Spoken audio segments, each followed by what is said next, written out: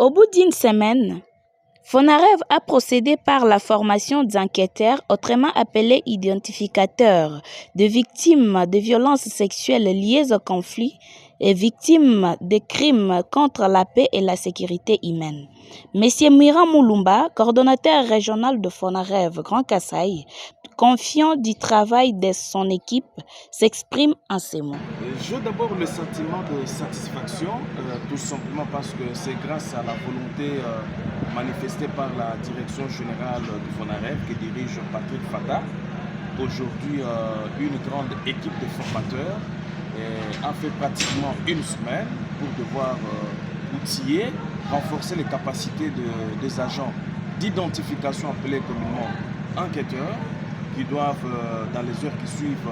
se livrer sur terrain pour voir exactement comment identifier toutes les victimes de violences sexuelles liées au conflit et les victimes des crimes contre la paix et la sécurité de l'humanité. Donc il est vrai que durant cette formation sous un marathon à bâton rompu de 7 jours, jour pour jour, je suis persuadé qu'à ce jour, tous les enquêteurs sont très bien outillés et qu'ils pourront se comporter de manière plus responsable et surtout dans la philosophie du Fonarev. L'identification commence déjà dès le mardi. Donc aujourd'hui, nous venons de terminer et je crois que c'est un moment pour moi de pouvoir lancer un appel vibrant à toutes les victimes de la province du Kasaï, chère à Maître Crispin Mukendi,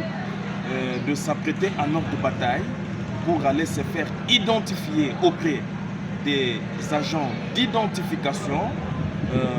qui seront là dans tous les 5 territoires qui constituent la province du Kasaï, y compris la ville de Tchikapa aussi. Donc, toutes les 5 communes, donc les enquêteurs seront déployés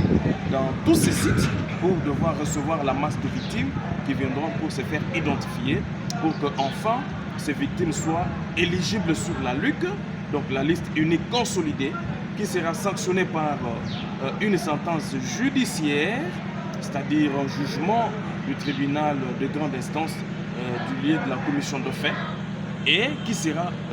homologuée par le ministère des Droits humains. C'est à ce moment-là que la victime sera bien entendu éligible pour devoir obtenir des mesures réparatrices, d'une part collectives, mais pourquoi pas aussi individuelles. Notez bien, ces identificateurs sont au nombre de 140 qui doivent identifier toutes les 5 territoires et la ville de Tchikapa que compose la province du Kasaï.